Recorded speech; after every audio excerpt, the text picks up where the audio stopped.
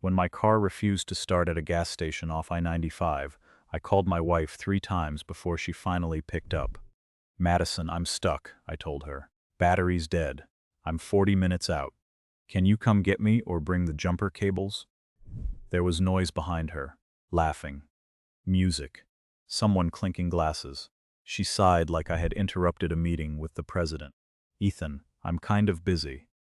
I looked at the hood of my car, still popped open, while trucks rolled past the station like the world had somewhere better to be. "Busy doing what?" People are over, because I spent the day getting the Lake Hyde house ready for your birthday." "Okay, and?" That was Madison. 2 words could make a man feel like he had mailed his dignity to the wrong address. "And I need help." "Call roadside." I did. They said 2 hours minimum, then wait. I took the phone away from my ear for a second. Not because I was shocked. More because I wanted to check if I had somehow called customer service by mistake. "Madison, I'm not asking you to rebuild the engine. I'm asking you to drive out here." "Ethan, I have guests. They're your friends. They'll survive." "You're being dramatic." A woman laughed in the background. Madison lowered her voice. "You're good at handling things." Then she hung up. I stood there with my phone in my hand and actually stared at the screen like it might apologize. It didn't. I tried her again after 20 minutes. No answer. Again after 40. Straight to voicemail. At one point, I leaned against the front fender and laughed once, because there are moments in a marriage where the truth doesn't knock politely. It kicks the door open and tracks mud across the floor. If I had known who was about to pull into that gas station, I would have stopped pretending that night was just about a dead battery. An hour and a half after my first call, a silver sedan turned into the lot and parked beside me. The driver's door opened, and Claire Bennett stepped out. Claire was one of Madison's friends, but not like the rest of them. The rest treated every room like a small stage. Claire was quieter, sharper. She listened when people spoke, which in Madison's circle almost made her exotic. She walked straight toward me with a set of jumper cables in one hand. "Ethan?" I pushed off the car. "Claire?" Her eyes moved from me to the open hood. "Are you okay?" I'm standing in a gas station parking lot questioning every life decision I've made since 22. But physically? Fine. She didn't smile right away. She looked genuinely worried. "Get in my car for a few minutes. It's warmer." "I'm good." "Ethan." That stopped me. Not because she was stern. Because she sounded like someone who expected me to matter. "I'm fine," I said softer. "You didn't have to come." "Yes, I did." That answer landed in a place I didn't want to examine yet. She connected the cables with clean, practiced movements. I helped because standing there while she handled it would have felt ridiculous. "How did you even know where I was?" I asked. Claire attached the last clamp and avoided my eyes. "Madison mentioned the station." "Madison mentioned it?" "She said you were stuck." "And then what?" "She drew straws." Claire walked back to her car. "Start yours." "Claire, start yours first." The engine coughed, then turned over. I let it run and stepped back out. "Now answer me." She closed the hood of her car slower than necessary. "I don't want to make this worse." "That usually means it's already bad." She looked toward the highway. "Madison didn't think it was a big deal." I nodded. "That's a polite way to say she didn't care." "I didn't say that." "You didn't have to." Claire wrapped the jumper cables and put them in her trunk. "I just didn't like the idea of you sitting out here alone." A stupid sentence. Simple, normal, and still it hit harder than it should have. I had spent my Saturday morning hauling furniture covers, cleaning a deck, stocking the fridge at the lake house, checking the heater, calling the bakery, and making sure Madison's favorite friends would have the perfect place to drink wine and pretend they understood real estate. My wife couldn't be bothered to drive 40 minutes. Her friend did. I shut my hood. "Thank you. You should keep the engine running for a while." "I'll follow you back," I said, "in case it dies again." Claire hesitated. "To your house? That's where the circus is, right?" Her mouth twitched. "You sure you want to walk into that right now?" "No, but I live there. Technically." That's a strong endorsement of home. Don't be jealous. I'm full of romance tonight. She finally smiled and I noticed it. Not in some dramatic way, just enough to register that she looked tired, kind, and prettier than I had ever allowed myself to notice. Follow me, she said. The drive back felt longer than the wait. My phone lit up once with a text from Madison. Did you figure it out? No apology. No, are you safe? No, where are you? I typed back. Yes. Then I put the phone face down on the passenger seat. When we pulled into my driveway, Madison's white SUV was there, along with 3 other cars. I could hear laughter before I even reached the porch. Claire got out and looked at the windows. You don't have to do this tonight. I know. Then why are you? Because I'm curious how many people can fit in my kitchen while my wife pretends I didn't just spend 90 minutes stranded. Ethan, I won't yell. That's not what I'm worried about. I opened the front door. Madison stood by the island holding a glass, wearing the kind of smile she used when she wanted a room to believe she was effortless. Her friends were scattered around the kitchen and living room. Tessa, who worked in marketing and spoke like every sentence had a sponsor. Brooke, recently divorced and proud of treating men like bad weather, and Claire behind me, suddenly quiet. Madison turned. Oh, she said, you're back. I waited. That was it. You sent Claire? I asked. Madison glanced at Claire. She offered. Claire's face tightened. I offered after you said you weren't going. Brooke lifted her eyebrows. Awkward. I looked at Madison. You told me to wait. You did wait. For 90 minutes. And now you're here. Madison spread one hand. So why are you making this a whole production? A production? Yes. You walked in like someone died. Just my patience. Small service, no flowers. Tessa gave a nervous laugh and then stopped when no one joined her. Madison set her glass down. You are embarrassing me. That was the sentence. Not I'm sorry. Not I was wrong. Not I should have checked on you. You are embarrassing me.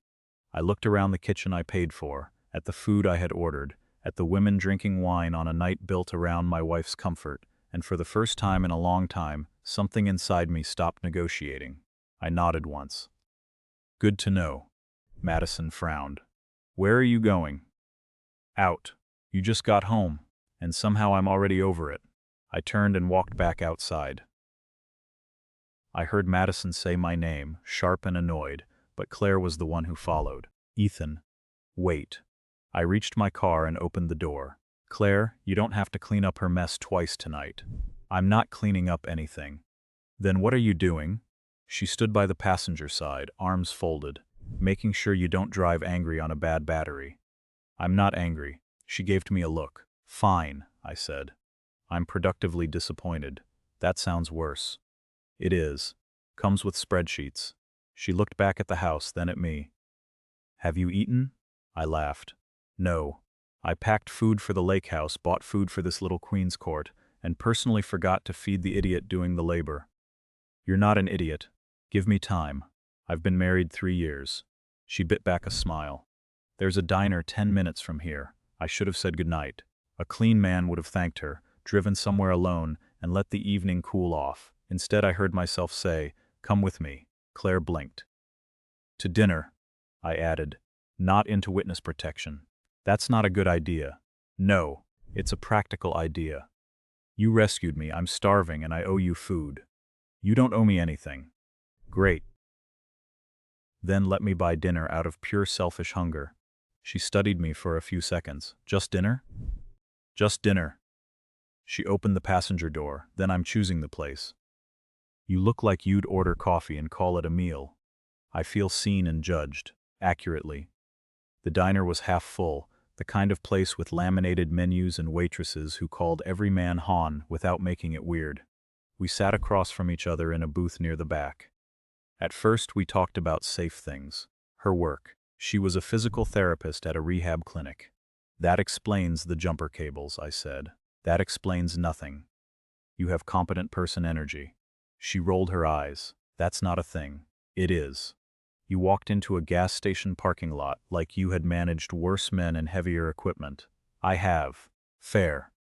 She asked about my job. I told her I handled logistics for a regional supply company, which sounded more boring than it felt. I liked problems with clean edges. A late truck, a missing invoice, a warehouse schedule that needed fixing. You made a call, changed a route, moved the pieces, and something improved. Marriage with Madison had no clean edges. Just fog and invoices no one admitted existed. Claire dipped a fry in ketchup. So the lake house was for her birthday? Yeah. That was nice. It was strategic. She likes things when other people can see them. Claire looked down at her plate. That sounded harsher than I meant, I said. No. It sounded like you've had practice making excuses and you're tired. I leaned back. You always this direct? Only when someone tries to decorate a bad situation. I looked at her for a moment. Why did you come? She wiped her hands on a napkin. I told you. No. You told me the clean version, Ethan. Claire. She looked toward the counter, then back at me. Madison got your call. She put it on speaker for a second after you hung up. I waited. She said you were stranded and being dramatic.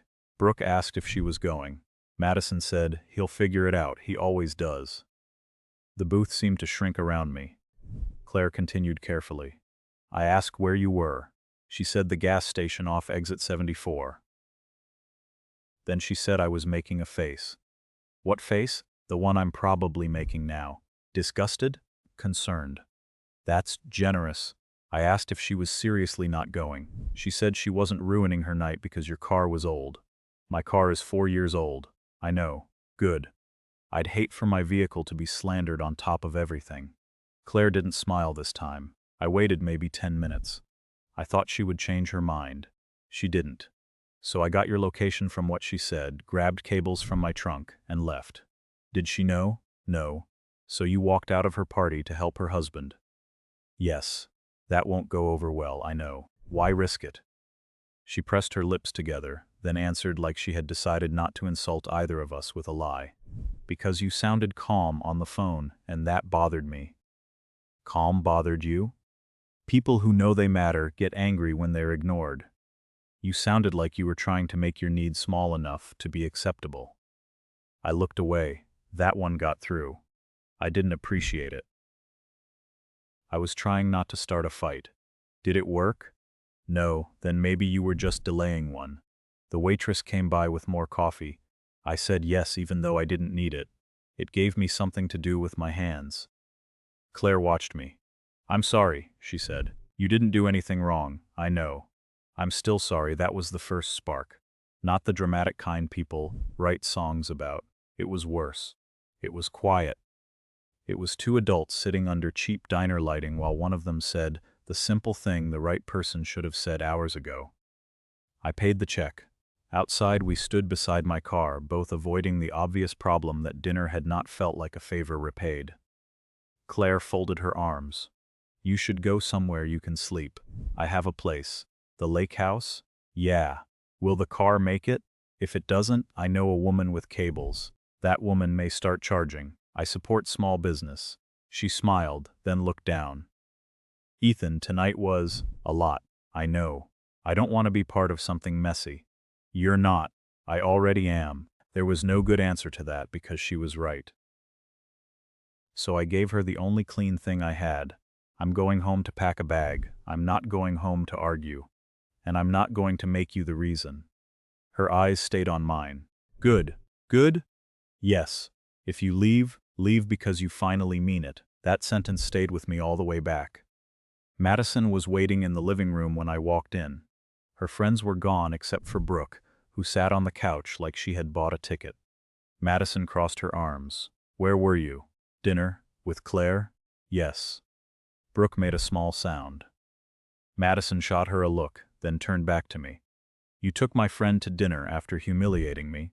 I took the person who helped me to dinner. You made me look awful. I stopped at the hallway. No, Madison. I arrived late to your performance. You handled the rest. Her eyes narrowed. Don't talk to me like that. Then give me fewer reasons. Brooke stood. Maybe I should go. For once, I said. Excellent instinct. She grabbed her purse and moved past me without a word. Madison waited until the door shut. What is wrong with you tonight? That's your question? Yes. I walked into the bedroom and took a duffel bag from the closet. Madison followed. What are you doing? Packing. For what? For not sleeping here. She gave a short laugh. You're not serious. I opened a drawer and started putting clothes into the bag. Watch closely. This is the serious portion. Ethan, stop. No. You're acting insane. I asked my wife for help. She ignored me, drank with her friends, and got embarrassed when I came home alive enough to mention it. I'd say I'm acting pretty measured. Her voice jumped. So what? You're going to run to Claire? I turned around. I'm leaving you. Not running to her. Madison's face changed for the first time that night. Not soft, not sorry. Alarmed. You don't mean that. I do. Because of a battery. No, because the battery was the first honest thing in this house. It died and admitted it. Ethan, come on. She stepped closer and lowered her voice. I didn't think it was that serious. That's the problem. I said I was sorry. No, you didn't. She opened her mouth, then closed it. I zipped the bag. I'm taking the spare battery from the garage. Are you kidding me? No.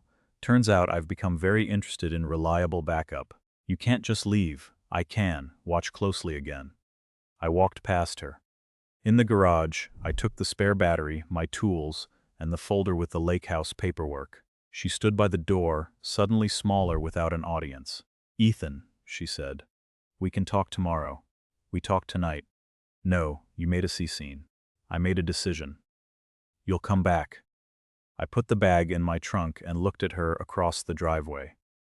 Madison, for 3 years I kept showing up because I thought marriage meant carrying more when the other person got tired. Tonight I realized you were never tired. You were just comfortable letting me carry it. She stared at me. That's not fair. No, it isn't. I got in my car. She walked closer. Don't do this. I started the engine. I already did. Then I drove to the lake house I had prepared for her birthday and slept on top of a made bed in a house full of food I no longer wanted to serve. The next morning I called an attorney my coworker Marcus had once recommended during his own divorce. I didn't make speeches. I didn't ask whether it was too soon. I scheduled the consultation and started separating my accounts. Marcus called me during lunch. You finally sound awake, he said. That's one way to describe sleeping 4 hours in a house full of birthday decorations. You need help? I need boxes and one person who won't ask stupid questions. I can bring boxes. I cannot promise the second part. Good enough. Before Marcus arrived, I texted Claire. I left the house. I'm starting the divorce process. You deserve to hear it from me before Madison turns it into a circus. She replied 10 minutes later. Are you okay? I looked at that message for a long time. Again, simple. Again, dangerous. I typed, yes, can we meet? Just to talk. She suggested coffee at a small place near her clinic. When I walked in, she was already there, sitting at a corner table with 2 cups. She pushed one toward me. Black, right? You remembered?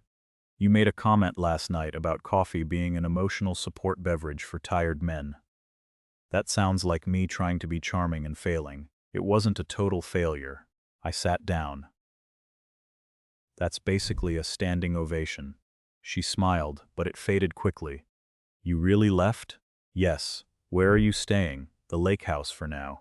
The birthday place, romantic, right? A little bleak. I'm calling it minimalist. She looked at me over her cup. Did you leave because of what I told you? I left because it was true. That's not the same thing. No. But you didn't cause it. You confirmed it. Claire nodded slowly. I'm glad you got out of that house. You're allowed to say you're glad? I'm allowed to say a lot of things. I usually don't. Why? Because Madison doesn't keep friends. She keeps mirrors. If you reflect the wrong thing, she turns you toward the wall. I almost laughed, but she looked too serious. Why were you friends with her? We met at work years ago. Different clinic.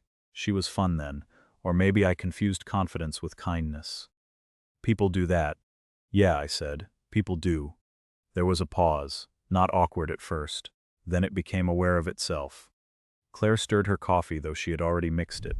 I should say something responsible, she said. Please don't strain yourself. I'm serious. So am I. I've had enough irresponsible behavior dressed up as social confidence. She gave me a look. I mean, this is complicated. I know. You're leaving your wife. I left. You're starting a divorce, yes. And I'm her friend. You were. That won't matter to people. No, I said. It won't. She leaned back. Then we have to be careful. I nodded. I'm not asking you for anything. Her eyes held mine. That's not exactly true. I didn't answer right away. No, I admitted. It's not. What are you asking? To see you again when it's not because my car failed a basic survival test. A small smile touched her face. That's a terrible invitation. I'm new at this. At what? Wanting something without trying to turn it into a duty. She looked down, and when she looked back up, there was warmth there but also warning. Dinner, she said, in a few days. Public place. No secrets from ourselves, even if we keep other people out of it for now. That sounds fair. And no using me to feel better. I won't. I mean it, Ethan. So do I. For the next few weeks, we moved carefully. Not perfectly. Carefully. I met Claire after her shifts. Sometimes dinner, sometimes coffee. Once we walked through a home improvement store because I needed a replacement porch light for the lake house, and she claimed she could identify bad fixtures by instinct. That one looks like it belongs outside a motel where people regret cash payments, she said. I held up another. What about this? That one says you own a grill and talk about it too much. I do own a grill, then don't encourage yourself. I laughed more with Claire in 3 weeks than I had laughed at home in the last year. But it wasn't just easy. That would have made it cheap. Some nights she got quiet at the end of dinner. What? I asked once as we stood beside her car. She pulled her keys from her pocket. I keep wondering if I'm enjoying this because it feels forbidden. That's honest. It's ugly. It's human. Don't make it sound nicer. I'm not. I'm saying we can slow down. She looked at me carefully. Would you? Yes, even if you don't want to? I've survived wanting things I didn't get. That's not an answer. It is, just not the flirty one. She almost smiled. I didn't kiss her that night. I wanted to. She knew I wanted to. I stepped back instead. Drive safe, I said. She stood there for a second. You're irritatingly decent sometimes. Only, sometimes, I'm leaving room for disappointment. Smart woman. The first time we kissed, it happened at the lake house after she came by to drop off a set of mixing bowls Madison had left in Claire's car months earlier. That was the excuse. We both knew it. She carried the bag inside and stopped by the kitchen counter. This place looks different without party supplies. Less festive. More divorced man transitional habitat. You need better labels for your life. I need better lighting. You were right about the porch fixture. She looked around. You're really living here alone? For now. Is it lonely? Sometimes. Do you miss her? I answered honestly. I miss what I kept pretending we could be. I don't miss being useful and invisible.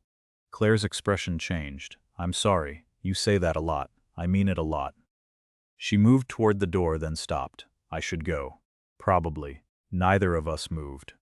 This is the part where one of us acts mature, she said. I vote you. You have the better track record. That's not helpful. No, I stepped closer, slowly enough that she could stop it with a word. Claire. Yes? If this is too soon, tell me. She looked at my mouth, then back at my eyes. It is too soon. I nodded and stepped back. She reached for my hand, but not because I don't want to. That was the line we both crossed. The kiss was careful at first, then less careful, but it stayed respectful. No rush. No grabbing at something we hadn't earned. Just two people admitting with one honest mistake that it was no longer only gratitude. Afterward, she leaned her forehead against my shoulder for 1 second, then pulled away. We need rules, she said. I almost laughed. You kiss a man and then open a policy meeting? Yes, fair. Go ahead. No public dates near Madison Circle. No pretending this is nothing. No moving too fast just because everything else is chaos. I can do that. And if you realize I'm just the person who showed up when your wife didn't, you tell me before I make a fool of myself. That won't happen. You don't know that. I know enough. She held my gaze. Don't be charming right now. Be honest. I'm not drawn to you because you rescued me. I'm drawn to you because every time I've seen you since, you've made it harder for me to lie to myself. She looked away, but she didn't let go of my hand. That was almost too good, she muttered. I'll ruin it, give me a second. She laughed, and the sound eased something in the room. We kept the relationship quiet while the divorce moved forward. Not hidden like shame. More like protected from people who fed on drama. My attorney told me to keep everything clean. I did, separate finances, calm messages. No late-night arguments with Madison. No social media performances. Every time Madison texted something sharp, I answered like a man writing for a future file. You abandoned the marriage. I replied. I left after repeated disregard and have requested communication stay practical. You sound like a robot. Practical communication only. I could almost hear her throwing the phone. Claire saw one of those messages while we sat in my truck after dinner. She hates that, she said. That I won't wrestle in the mud? That you found pavement. I looked at her. You okay with this? With what? With being near it. She watched traffic move past the restaurant window. Some days, yes, and other days I wonder what people will say when they find out. They'll say things. I know. I won't let you stand alone in it. She turned back to me. That sounds good until it costs you something. It already has. I don't mean money. Neither do I. For a while we had something close to peace. We cooked simple dinners at the lake house. She corrected my terrible habit of stacking plates like a bachelor who had accepted defeat. I fixed a loose shelf in her apartment. She teased me for owning 3 tape measures. One is for the truck, I explained. One is for the house. One is because men misplace tape measures as part of our culture. You say that like you're preserving heritage. I take my duties seriously. She shook her head, smiling, and passed me the screws. There were evenings where nothing dramatic happened, but something changed anyway. She would leave her mug in my sink. I would buy the tea she liked without mentioning it. She would ask about my day and actually wait through the answer. I would catch myself looking at her across the kitchen and have to remind myself not to rush the moment, just because I had lived too long with someone who made care feel rare. I don't know who told her. In a town wrapped around social circles, secrets don't die. They put on shoes and visit everyone. Madison called first. I didn't answer. Then came texts, so it was Claire the whole time. Disgusting. You two deserve each other. I sent one reply. Communicate through email regarding divorce matters only. 5 minutes later, Claire called. Her voice was tight. Have you seen it? Seen what? Madison posted. I opened the app I barely used anymore. There it was. A long post about betrayal, fake friends, women who smile in your kitchen while planning to take your husband, and men who rewrite history to justify their choices. She didn't use our names at first. She didn't have to. The comments filled in the blanks with all the confidence of people who had never asked a single question. Brooke commented 3 hearts, and we saw the signs. Tessa wrote, "Some people have no shame." A guy I barely knew added, "Stay strong, Madison." I read it twice, then put the phone down. Claire was silent on the call. "Where are you?" I asked. "Home." "I'm coming over." "No." Claire. "No, Ethan. Don't, that will make it worse. It's already bad. People from my clinic follow her. My supervisor's wife knows Brooke. I've got messages from women I haven't spoken to in years. Let me come over." "No." Her voice cracked on the word, and it made me stand up. "Claire, I need to think." "About us?" A pause. Yes, that answer was honest enough to hurt. I drove anyway, but not to her apartment. I drove to a parking lot near the clinic and sat there because I knew, if I showed up after she told me not to, I'd be adding pressure and calling it support. I had done enough years of pretending selfishness could be renamed. I texted, "I'm nearby, not coming in. I'll leave if you tell me to. You're not alone." She replied, almost 20 minutes later, "I don't want to be the reason your life got uglier." I typed, "You're not. You're the reason I stopped accepting ugly as normal." No answer. The next few days were rough. Claire pulled back. Not cold, not cruel. Just careful in a way that made me understand how much the rumor had cost her. At work, people asked questions with fake concern. Madison's circle dropped her from group chats. Tessa unfollowed her, which would have been funny if it hadn't come with whispers attached. When I finally saw Claire again, it was at a quiet sandwich shop 2 towns over. She looked tired.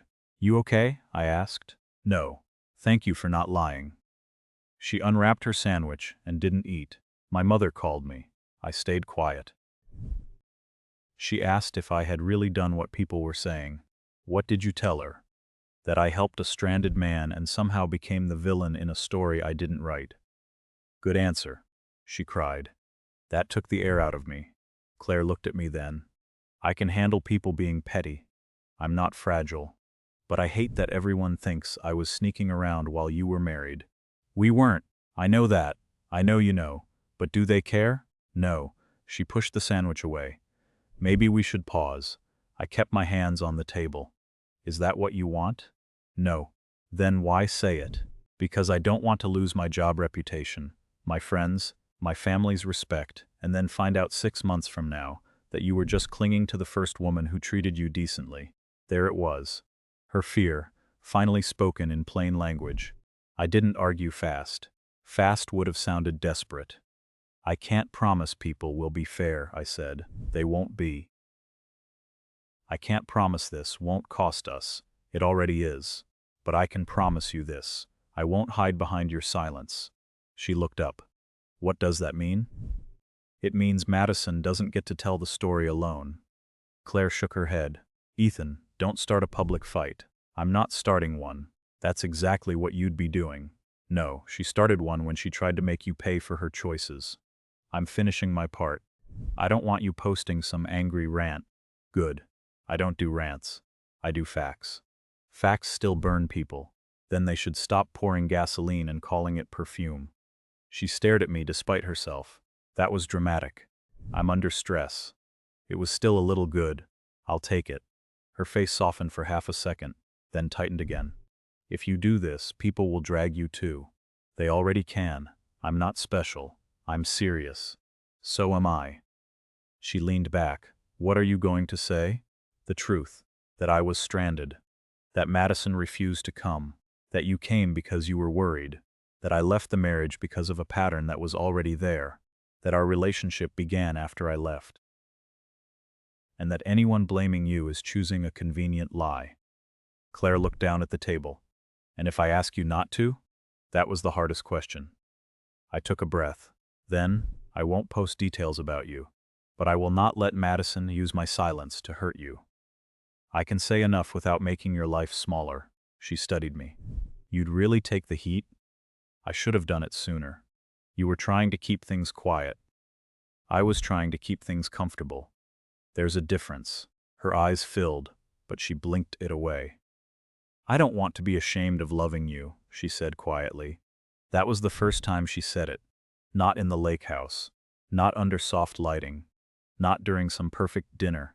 In a sandwich shop with her food untouched and her reputation getting kicked around by people who liked clean stories more than true ones. I reached across the table, palm up. She looked at my hand for a second, then put hers in it. "Then don't be," I said, "and I won't be quiet about why." That night I wrote a public post. I rewrote it 5 times until it had no insults, no drama, no cheap shots. Just the sequence. I wrote that on the night in question, I had been stranded after preparing a birthday weekend for my wife. I wrote that I called Madison for help and was told to handle it myself. I wrote that Claire came only after Madison refused. I wrote that Claire's first words were not romantic, not secretive, not inappropriate. She asked, "How can I help?" I wrote that I left my marriage because I finally accepted what had been true for a long time. Care without respect is just labor with a prettier name. I wrote that Claire did not break my marriage. My marriage had been breaking every time I was expected to give without being considered. I wrote that anyone attacking her was attacking the only person in that room who acted with basic decency. Before posting, I sent it to Claire. She called 2 minutes later. "Ethan. Too much?" "No." "Too little?" "No." "What then?" "I'm scared, I know, but post it." "You're sure?" "I'm sure." So I did. The reaction wasn't instant justice. Real life rarely gives you that clean little bell. At first people argued. Brooke tried to twist it. Madison posted that I was rewriting everything. Tessa deleted her comment and pretended she had never been involved, which was very on brand. Then Marcus commented, "I was the one who helped Ethan move the next day." This lines up with what he told me before any relationship with Claire existed. My neighbor Diane, who had seen Claire's car pull in behind me that night and had also heard Madison yelling from the porch, commented too. I don't know the whole marriage. I do know Claire arrived after Ethan came home, and I heard enough to know he wasn't the one performing. Diane was 70, blunt, and allergic to nonsense. Her comment did more damage than my entire post. People started asking quieter questions. Some deleted their comments. A few messaged Claire privately to apologize. Not all. Enough. Madison called me from a number I didn't recognize. I answered because my attorney had told me to document everything, and I had the call recording notice ready. Her voice was sharp. "You're trying to ruin me." "No, Madison." "I corrected you. You posted private marriage problems. You made them public first. You humiliated me. That seems to keep happening when facts arrive." She went silent for a beat. "You think Claire will stay with you after this? She likes being the good person. She won't like being hated. Claire can decide what she likes. She betrayed me. No. She helped me. She was my friend." "Then you should have learned something from her," Madison scoffed. "You're so proud of yourself." "No, I'm just done explaining basic decency to someone with perfect hearing." I ended the call and emailed my attorney a note about it. Claire came to the lake house that evening. She didn't knock twice like usual. One knock, then she stepped in because by then she had a key for emergencies, the practical kind. We both pretended that made it less intimate. I was standing in the kitchen, washing a pan I had already washed. She set her purse on the counter. "People are messaging me. I know. Some are apologizing. Good. Some are just being nosy. Also predictable." She came closer. "My supervisor said he doesn't care about social drama unless I bring it into work." "That's fair." My mother called again. I stopped drying my hands. "And?" She said she should have asked me what happened before crying. I nodded. "That's good." Claire looked at me, and this time she didn't hide the exhaustion. "You did what you said you would do." "Yes. I didn't know if you would. I know. That wasn't fair. It was fair enough." She stepped closer. "I'm not pausing. Okay. I'm not hiding because Madison is embarrassed. Okay. And I'm not going to be your soft landing while you figure out who you are." I almost smiled. "There she is. I mean it. I know. If we do this, we do it clean. I get a voice. I get time. I get to be more than the woman who showed up with jumper cables." "You already are." She pointed at me. "Don't get smooth. I'll stay medium rough." That got a laugh out of her, small but real. Then she touched my chest with one hand, not dramatic, just steady. "I choose this," she said, "not because you need saving, not because I want to prove something to Madison. I choose it because when things got ugly, you didn't ask me to carry it alone." I covered her hand with mine. "I choose you because you showed up once when you didn't have to, and then kept showing up as yourself." That sounded close to a speech. "I can ruin it." "You keep saying that. It's a gift." She kissed me first that time. The divorce finished months later. It wasn't pretty, but it was clean enough. I kept half of what was mine, sold my share of the main house, and let Madison keep the furniture she cared about more than the rooms it sat in. She fought over small things near the end, because small things were easier than admitting the big thing was gone. The lake house sold too. I thought I'd feel sad about it, but I didn't. It had been prepared for a woman who saw effort as a utility. Let someone else make better memories there. Claire and I rented a small house outside Raleigh, with a porch, a garage, and a kitchen that became ours slowly. Not in one big romantic montage, in normal ways, her tea beside my coffee, my boots by the back door where she threatened to trip over them and send me the medical bill, her work bag on the chair. My tools actually organized because she said loving me did not require accepting chaos in hardware form. One Saturday my truck wouldn't start. I stood in the driveway, looked at the hood, and started laughing. Claire came out holding 2 mugs. "What?" "Battery." She stared at me, then at the truck. You're kidding. I wish I were that creative. She handed me my coffee. Do you need help? I looked at her for a second longer than the question required. Yeah, I said. I do. She smiled. Good. Pop the hood. I did, and as she walked past me with that same calm, capable look she had worn the first night at the gas station, I realized something simple. The right woman doesn't make you beg for care. She doesn't turn your need into an inconvenience. She shows up, tells you the truth, and expects you to show up too. Madison moved into a smaller apartment across town after the divorce. From what I heard, her circle got quieter once people stopped enjoying her version of the story. Brooke found someone else's disaster to comment on. Tessa sent Claire one polished apology that sounded like it had been approved by 3 departments. Claire read it, said, "That was exhausting," and deleted it. We didn't get a perfect ending, we got a real beginning. Bills, work schedules, awkward family dinners, old rumors that occasionally limped back into a room and died from lack of oxygen. But every morning, I woke up in a house where care moved both ways. And every time Claire asked, "How can I help?" I knew the answer. Stay. Would you have left that marriage after the gas station night? Did Ethan do the right thing by publicly telling the truth to protect Claire?